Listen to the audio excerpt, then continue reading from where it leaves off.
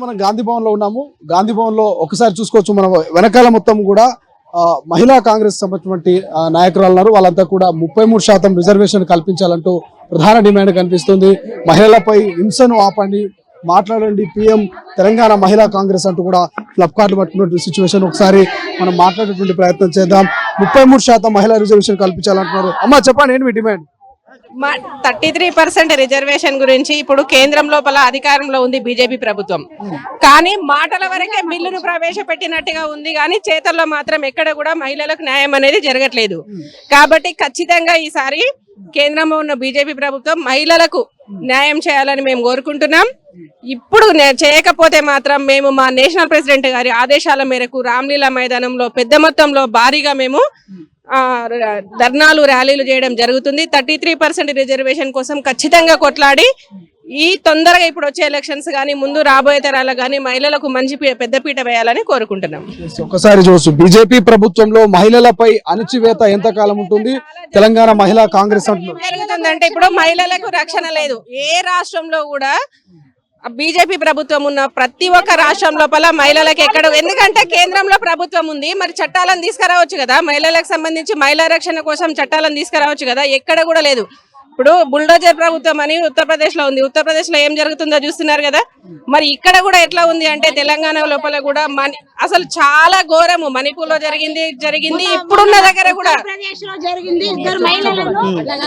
ఇప్పుడు 33% మహిళా reservation bill చట్టంలో ఓబీసీ కేటగిరీని కూడా చేర్చాలని మేము డిమాండ్ చేస్తున్నాము.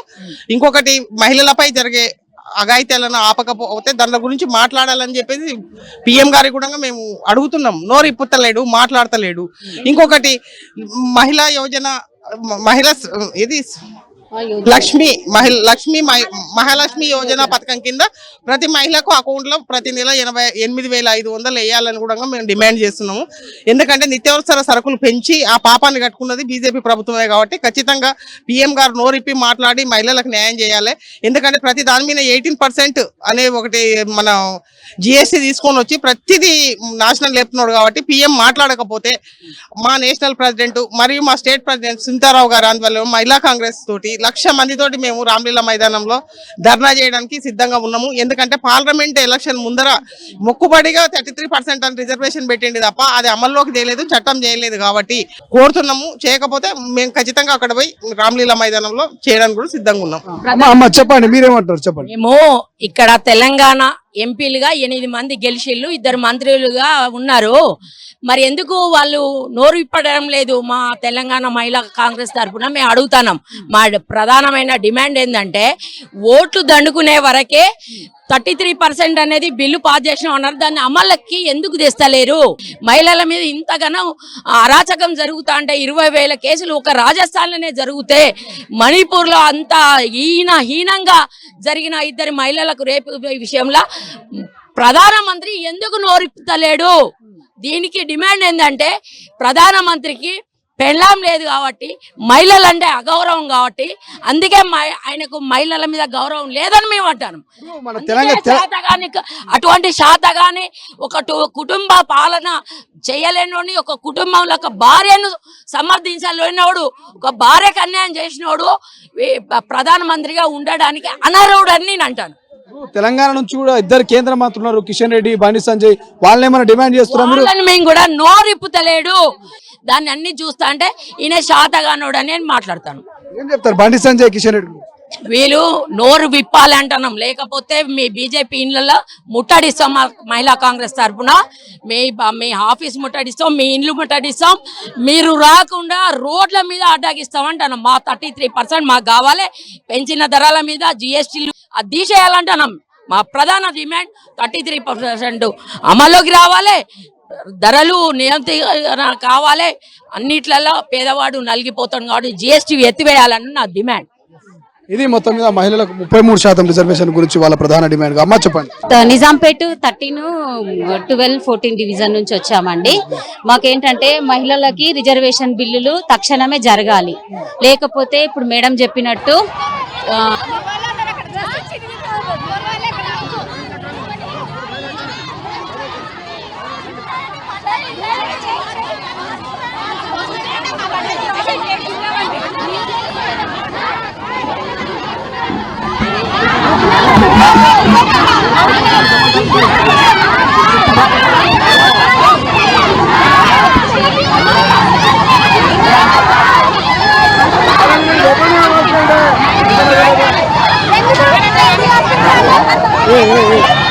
लड़ाई करूंगा कैमरा मारो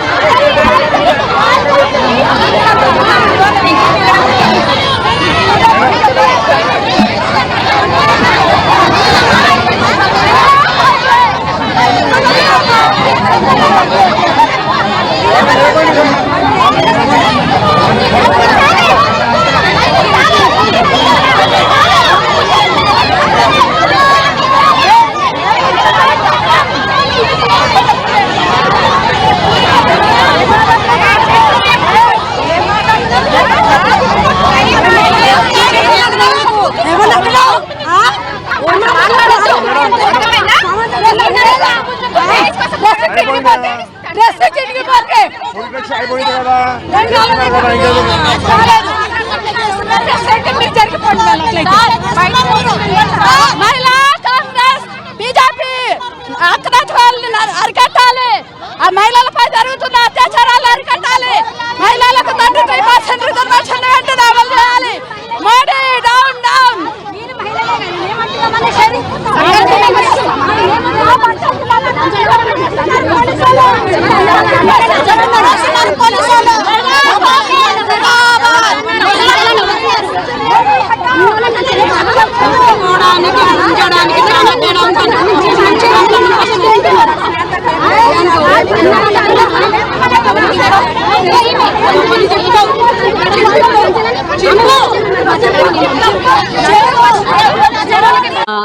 ఆ ధర్నా ఖచ్చితంగా కంపల్సరీ ఉంటుంది.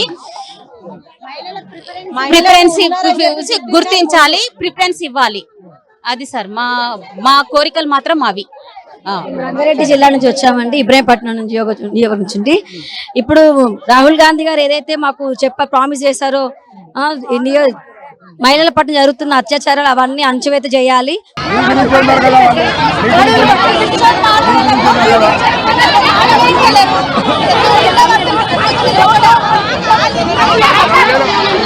రైట్, ఒక్కసారి మనం లైవ్ లో చూస్తా ఉన్నాము. పోలీసులు వర్సెస్ ఇక మహిళా కాంగ్రెస్ నేతల మధ్య ఒక రకమైనటువంటి తోపులాట జరుగుతోంది. మహిళా కాంగ్రెస్ నేతలు మరియు పోలీసుల మధ్య ఒక్కసారిగా కొంత ఉధృత పరిస్థితి అయితే ఏర్పడింది.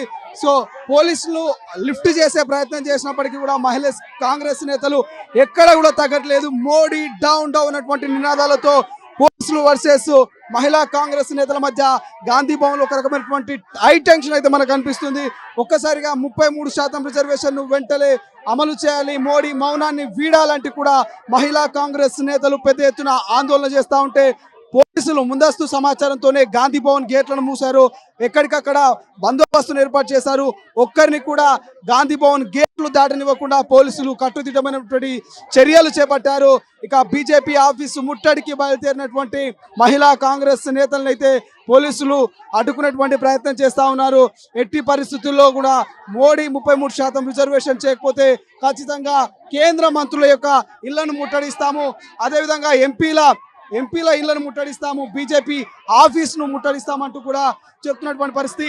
ఒక్కసారి ఉధృత పరిస్థితి, భారీ గేట్లను తోసే ప్రయత్నం చేస్తా ఉన్నారు మహిళా కాంగ్రెస్ నేతలంతా కూడా. మనం లైవ్ లో ఎక్స్క్లూజివ్ గా చూస్తా ఉన్నాము. ఒక రకంగా చెప్పాలంటే ఒక రకమైన ఉధృత వాతావరణం అయితే మనకు కనిపిస్తుంది.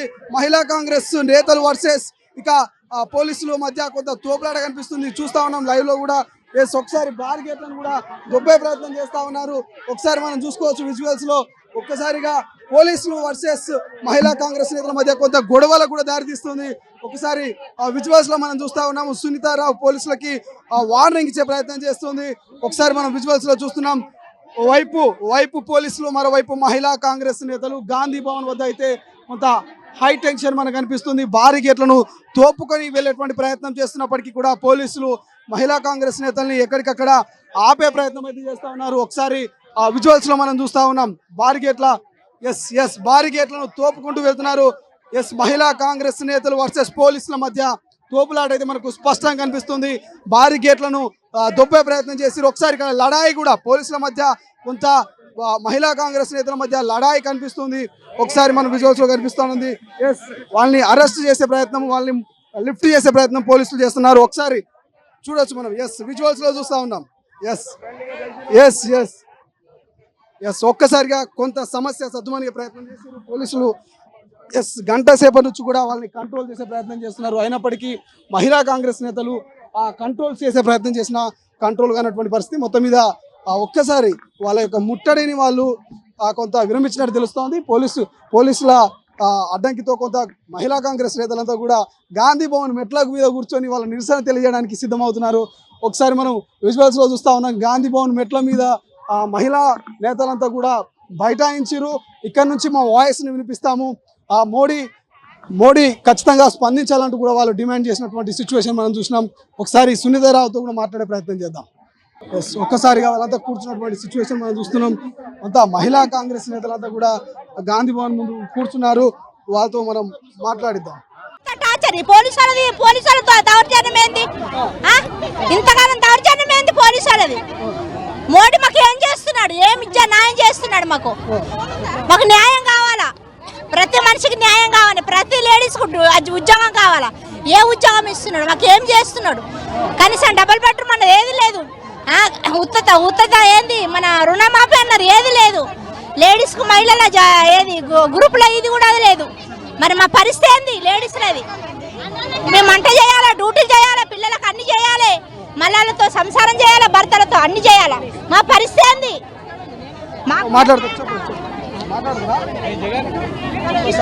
మనం మాట్లాడే ప్రయత్నం చేద్దాం. సునీతారావుతో మాట్లాడదాం. బిజీగా కొంత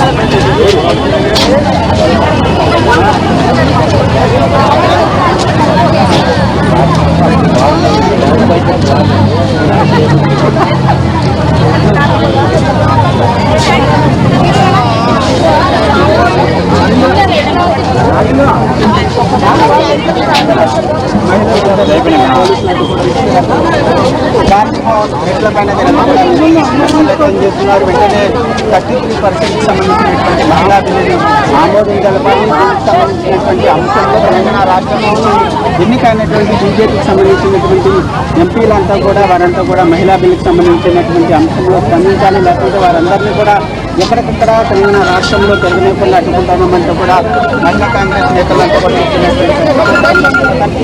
గాంధీ భవన్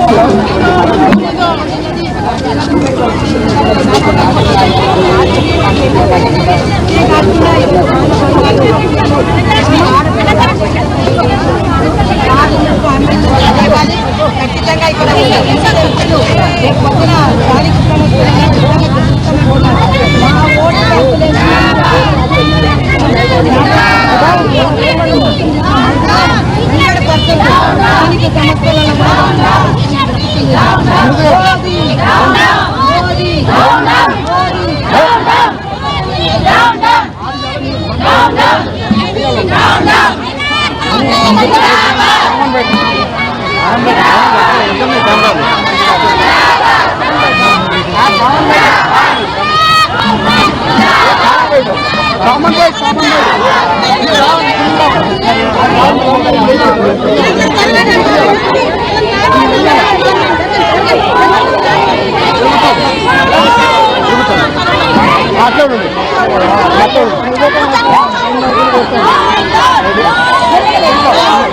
అందరికి ఒకేసారి మాట్లాడండి.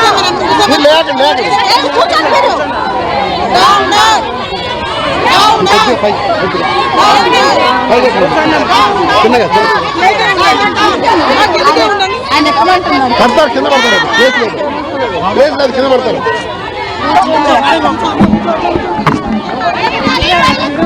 మాట్లాడండి.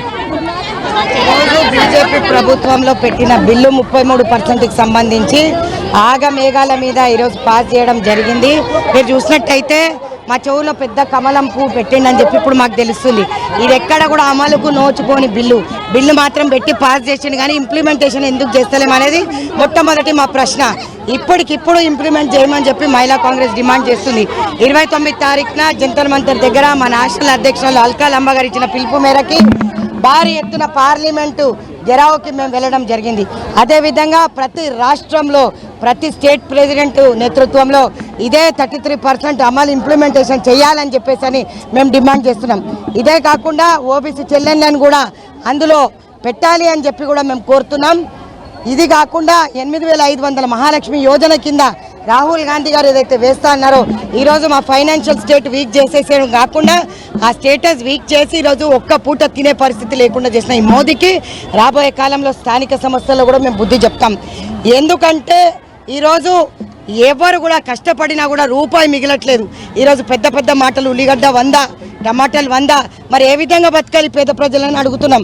ఈరోజు మోదీ మౌనంగా ఎందుకున్నాడు?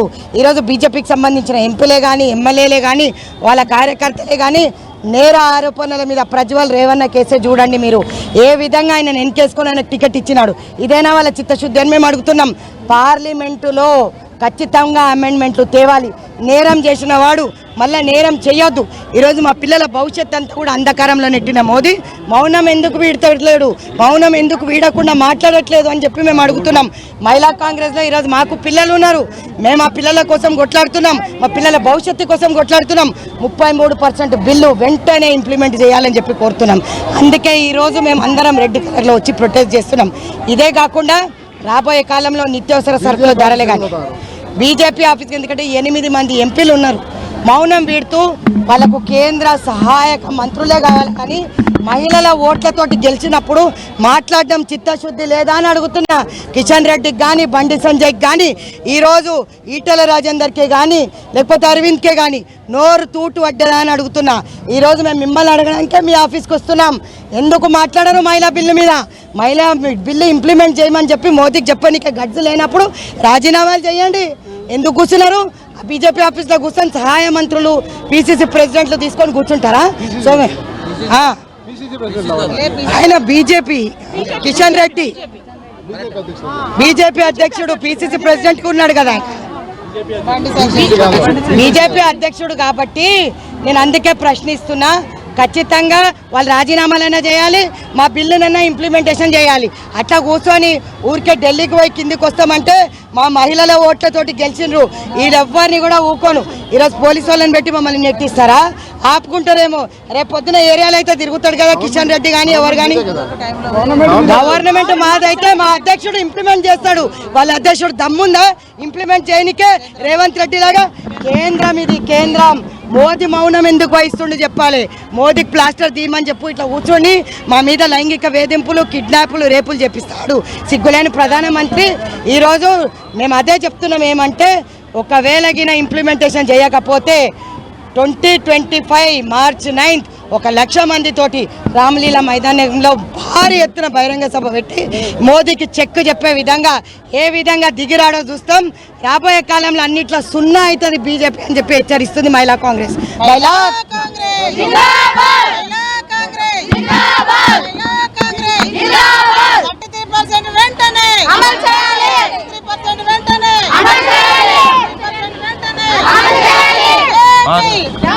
సో ఇది మొత్తం మీద గాంధీ భవన్ లో ఒక రకమైనటువంటి హైటెన్షన్ క్రియేట్ అయింది. కాసేపు పోలీసులు వర్సెస్ మహిళా కాంగ్రెస్ నేతల మధ్య తోపులాట అనంతరం కూడా మహిళా కాంగ్రెస్ లో కొంత పోలీసులు కంట్రోల్ చేసే ప్రయత్నం చేశారు. గాంధీ భవన్ బయట గేట్లు అయితే వేసి వాళ్ళని అడ్డుకునే ప్రయత్నం చేశారు. ముఖ్యంగా మహిళా కాంగ్రెస్ నేతలంతా కూడా ఏదైతే బీజేపీ ఆఫీస్ ముట్టడికి వెళ్ళేటువంటి ప్రయత్నం చేశారు. ప్రధానంగా 33% రిజర్వేషన్ కావచ్చు, మహిళల మీద జరుగుతున్నటువంటి అఘాయిత్యాన్ని కంట్రోల్ చేయాలి, మోడీ మౌనాన్ని వీడాలన్నటువంటి డిమాండ్తో బీజేపీ ఆఫీస్ ముట్టడికి అయితే మహిళా కాంగ్రెస్ నేతలు తరలినటువంటి ప్రయత్నం చేశారు.